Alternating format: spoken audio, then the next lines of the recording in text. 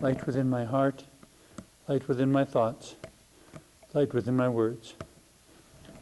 May one and all and everything, blessed and loved, ever be. Welcome. I'm Sister Who. An important distinction that I guess has been in my mind for a long time, but I don't know if everyone else understands it as much, is the distinction between enabling and empowering. Well, to use an example, in one of my very early television shows, I interviewed a woman who is visually impaired, and I think the topic we were talking about was employment and the world of work in relation to people with disabilities. And I said, so disability aside, what can they bring to the workplace? And she said, a most exceptional problem solving, because people with disabilities have spent their whole lives having to overcome challenges in unique ways because they can't do it the same way that everyone else does it. So because they can't do it the way everyone else does it, that means that they have something that needs to get done, and they need to find a way to do it that is within the abilities that they do have. And I went to a Christmas party once at that friend's house, and I was amazed at the variety of disabilities that were present and the variety of means for coping with that were present also. Devices I didn't know existed, and approaches that I had never considered. And it's like, well, yeah, if you do it that way, you don't run into the problem. But it was a totally unusual way of doing something that I had never before considered. It was such a wonderfully educational evening. And the challenge, I guess, and as I was learning more about people with disabilities before actually becoming one myself many years later,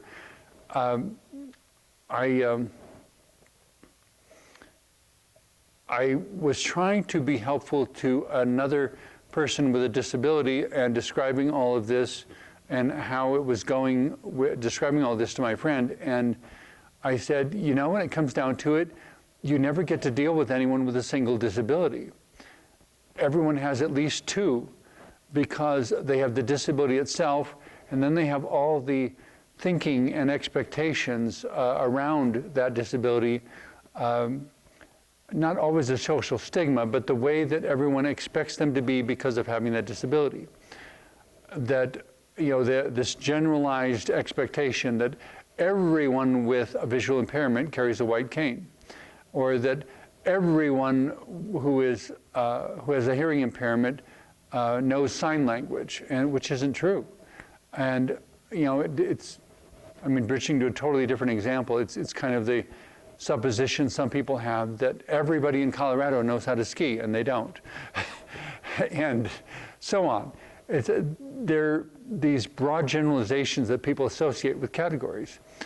Well, when we talk about enabling and empowering, the challenge is, how do we live with what the real challenge is, and how do we get beyond that to where we want to go?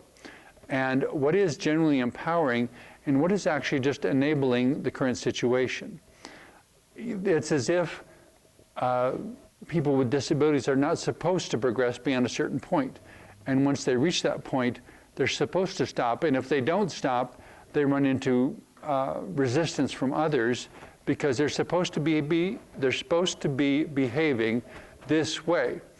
And when they have a different way of experiencing their disability and they behave this way, suddenly everyone's upset because, well, forgive me for using the word, but basically they're upset because their person, as if it were an object or a possession, their person with a disability is not behaving normally for their disability. And I mean, as many people as have said that the word normal is overrated, there is still this huge pressure throughout human society all over the world to conform to whatever the local norm is. And if you are doing anything that's not normal according to the local expectation, you wind up encountering resistance and people not knowing how to respond and not being open to you being different, and in many cases responding in a sort of hostile fashion. Well, in bridging to a different way of dealing with normal, at one time I entered a competition, an archery competition, and it was in a foreign country, and I asked them ahead of time, is there going to be any problem with Sister Who being the one who participates in the archery competition? And they assured me that there wouldn't, but when I got there, everywhere I went in ritual garb, the crowds of people around me were absolutely freaking out. And didn't, and I made a point to be very polite and very respectful, and to not do anything that might be offensive or anything that was in any way demeaning to anyone. And yet, the fact that I was different, even if I had done nothing at all except stand there, they were afraid and offended, and well, to be blunt, ultimately a whole lot of them wound up calling the police because there was a strange person walking around. The police came, they understood English, we had a conversation. They thought the whole thing was so ridiculous, but they were trying to figure out, how do we deal with the fact that everyone's panicking and all these calls we've gotten, and there's nothing to be worried about, you're not a dangerous person. And at one point they encouraged me to come into this it was in a public park, and they encouraged me to come into this shelter and stand next to this wall. And I didn't know why they were doing it, but I just said, yeah, whatever. And found out later that they had noticed there were some television cameras for the local news media outside, and they were trying to get a shot of me to put on the evening news. Thanks to the police, the only thing that showed on the evening news was the side of my purple nose. Nothing else was visible past the doorway, which left everyone wondering about mystery instead of just introducing me. But it was such a unexpected craziness to be that paranoid and that upset. But none of the people were willing to have a conversation, to ask a question, to find out what this is about, or to be curious in the least sense of the word, or even to ask if there was anything dangerous about me. And I would have said, no, actually I'm an ordained minister. I'm here for an archery competition, and I'm wearing my ritual garb because it was an event that was oriented to gay and lesbian people, and so it seemed appropriate, since Sister Who identifies as a gay man, that I show up as Sister Who to celebrate being the gay man that I am. But they were absolutely not ready for something like Sister Who. It would turn into a circus. In all of that, and even the gay couple that I was staying with during that visit, I put forward to them, but they didn't want to act on it. The difference between empowering and enabling. That if you want to empower gay and lesbian people in your town to be themselves and live freely and honestly, and not pretentiously or not trying to offend anyone, but just being themselves. They did it that way because that's the way they do it. They don't have to do anything like anybody else. They have to do it the way that's right for them.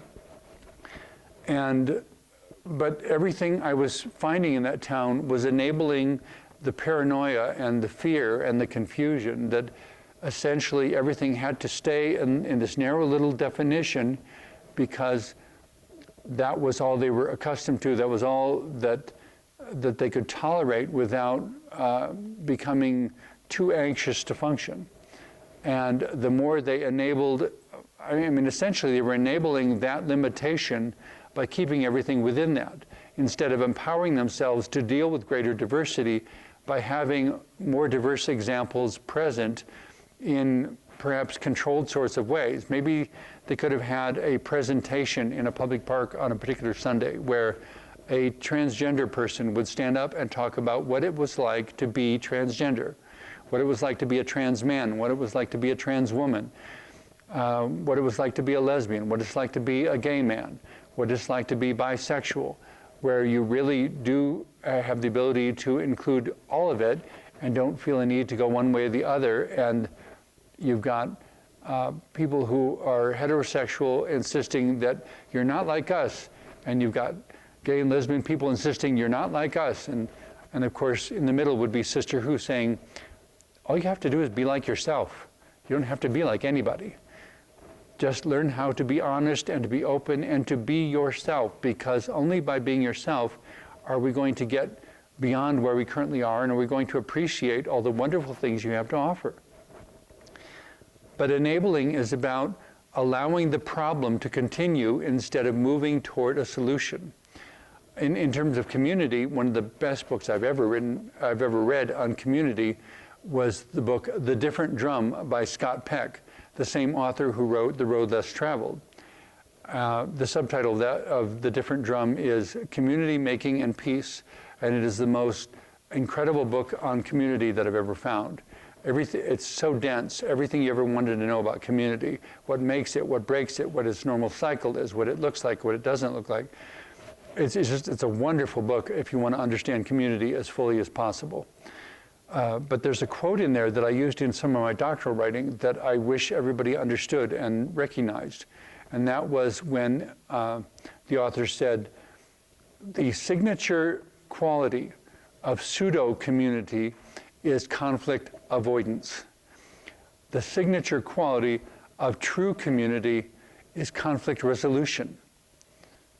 Two completely different responses to the same situation. Enabling is about conflict avoidance. I don't want to deal with all the work involved in fixing this, so I'm just going to enable it to be what it is.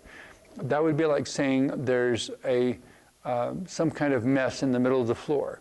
And instead of sweeping it up and putting it in the garbage, we keep walking around it forever. Always walking around that spot, and that spot never gets cleaned. And suddenly, okay, maybe a day comes where we have to move furniture because we're moving to a new residence or something. Okay, let's pick up the couch and the sofa and carry it out to the moving truck.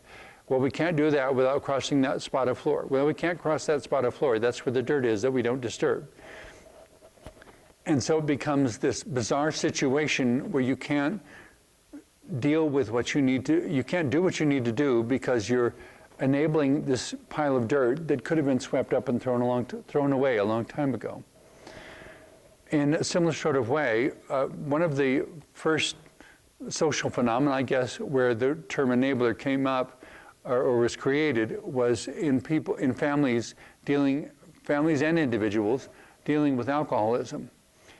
If we try to pretend that it's just their way, they can't get over it, they'll always be that way, and nothing better will happen, and suddenly you have all the family tiptoeing around this situation because the person involved has alcoholism, can't get through a day without drinking lots of alcohol and so forth. It's an addiction that keeps them from living a whole life. And so another expression for the same thing is the elephant in the living room. And as if there were an invisible elephant in the living room, and we keep tiptoeing around it rather than removing the elephant from the living room. And the way I extended that in talking with someone once was to say that if you have an elephant in your living room, elephants produce elephant dung and excrement just like every other animal on earth. The longer the elephant is in your living room, the more elephant dung you're going to have all over the place, and the whole living room is going to stink. And it will make no sense to a guest who comes in and sees an elephant in the living room and elephant dung all over the place if they're sitting on the couch and you're trying to pretend the elephant isn't there, interacting with them, and they say, so how long have you had an elephant in your living room? And you respond, elephant? What elephant? I don't see any elephant. At which point they kind of look at each other, if there's two guests, and say, I think we need to go home now, because they would consider you delusional because you're not dealing with what's right in front of you. And there is a sense in which resorting to enabling is a kind of dancing around the elephant and being delusional. Not in the sense that you're hallucinating things, but in the sense that there is an honest circumstance that you're not dealing with. Instead of doing conflict resolution, you're doing conflict avoidance.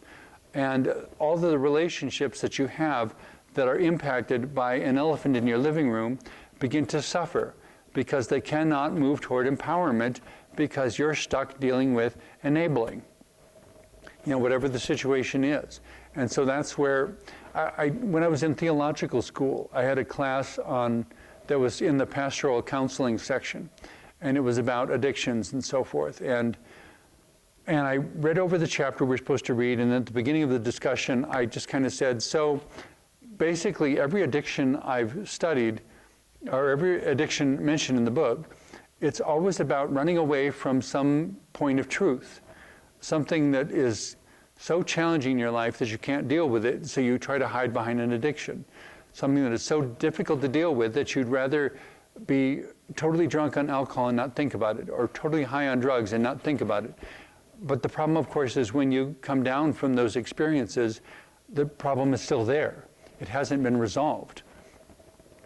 And so I asked the professor, considering that all these things are basically ways of escaping from being honest with yourself, couldn't we solve all of them just by teaching people how to be honest? And everyone kind of stared at me with this deer in the headlights kind of look, and they didn't know what to say. And then the teacher, after a moment, just kind of said, well, what's the next chapter about? You know, and changed the topic, because she really didn't know how to answer my question. But I found it odd that in 2.5 years of theological school, there wasn't a single class on teaching people how to be more honest with themselves, about their circumstances, about their challenges, about anything. And, you know, and in a similar note, there wasn't a single class that dealt with hypocrisy, even though that was the sin that the Jesus of the Christian Bible addressed and hated more than any other. There was not a single class that addressed how do we recognize and address hypocrisy within our churches, within our communities, within ourselves. And that, again, comes back to this question of enabling or empowering. Because if you're enabling the situation and not resolving it, you're not being honest with yourself about what it is you're facing. There's a challenge there, and the reason it's there, I think, is because you can grow through it. Something you can learn, some way that you can become greater, or maybe you figure out how to deal with it and you become the expert and you write a book about it and everybody buys your book. And it could be any number of things, but it's not about making lots of money on a book. It's about finally understanding how to honestly respond to a challenge.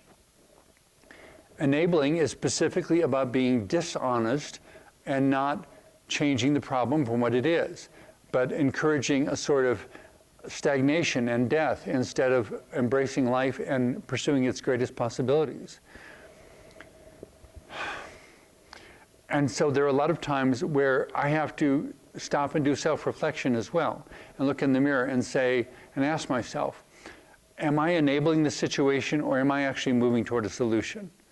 Because if I'm enabling the situation, I'm impeding my own growth, and I'm restricting and limiting the positive contribution that I could otherwise make to the world, and I'm struggling with something that I could resolve. It's like, well, I wonder how many people remember what a phonograph record player is like anymore. I think everyone still understands the expression like a broken record, but that refers to a time, 50 years ago or whatever, when vinyl discs were put on a turntable and they'd go around and the little needle would track it, and there are grooves in the record that would make sound, and that's how we play music. And I'd like to think everybody still understands that, but I don't know whether to assume that. But a broken record is essentially where one of the grooves would get damaged, and instead of progressing around the record toward the center, which would be the end of the recording, it would hit that damaged point, and it would skip back again, and skip back again, and skip back again, and keep repeating the same phrase over and over and over, and not progressing through the recording. Enabling is like a broken record. It's getting stuck in the same place and never moving beyond it.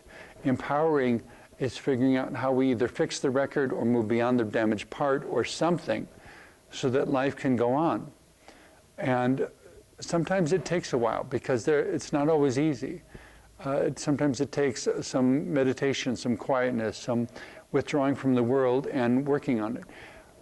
I suppose like having a broken limb, that if you broke your leg in an accident, you would have to give it a certain number of weeks or months to heal before you could be out running and playing baseball and football and everything else again. You have to give those bones time to grow back the way they need to and make sure that they grow back correctly. empowering is about moving toward that kind of healing, whether it's mentally, emotionally, physically, or whatever, spiritually, or whatever. Moving toward the healing and not maintaining the broken state that you're currently experiencing. To say, I'm going to grieve it, I understand it's some loss, it hurts. This is not where the story ends. I'm going to write the rest of the story in a new and positive way. Thank you very much for watching. I hope some of the things I've said in the last half hour have been helpful to you. And now may you be blessed with love and peace in the pursuit of your own dreams and in all your dealings with the diversity of humanity around you. Amen.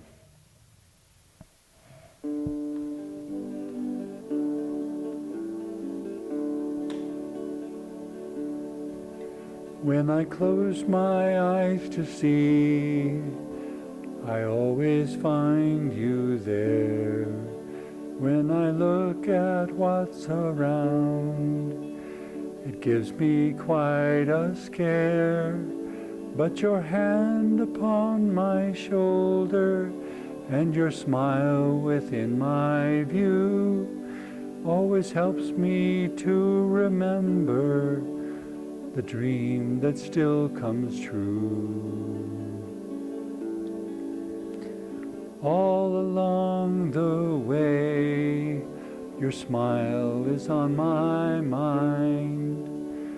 All along the way, I continue to find that sunny days have rain and clouds have rainbows too.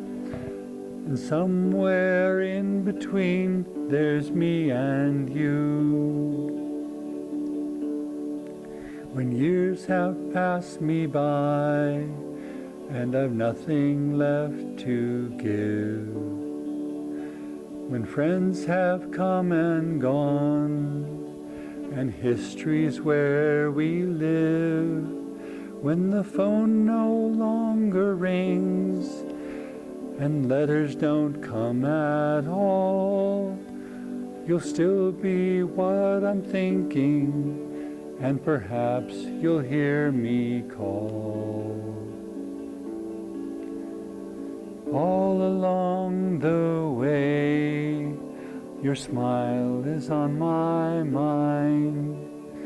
All along the way, I continue to find that sunny days have rain and clouds have rainbows too, and somewhere in between there's me and you.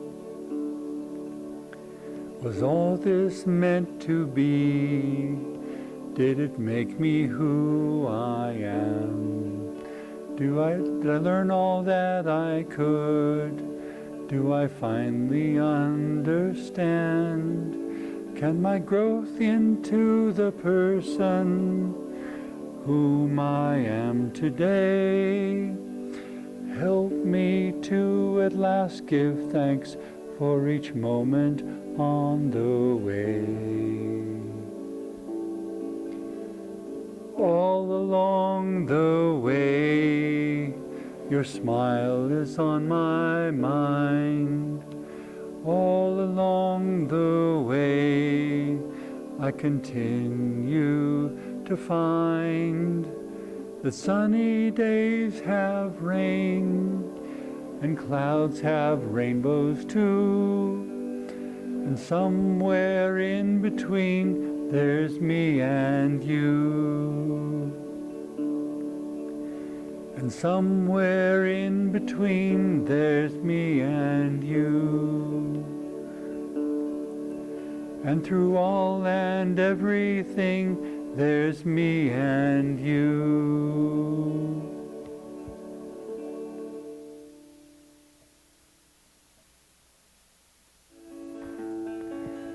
Bless us with hope for tomorrow. Please bless us with love for today. In peace may we recall our yesterdays all, and know truth all along the way. Bless us with hope for tomorrow. Please bless us with hope for today. In peace may we recall our yesterdays all, and know truth all along the way. And know truth all along the way.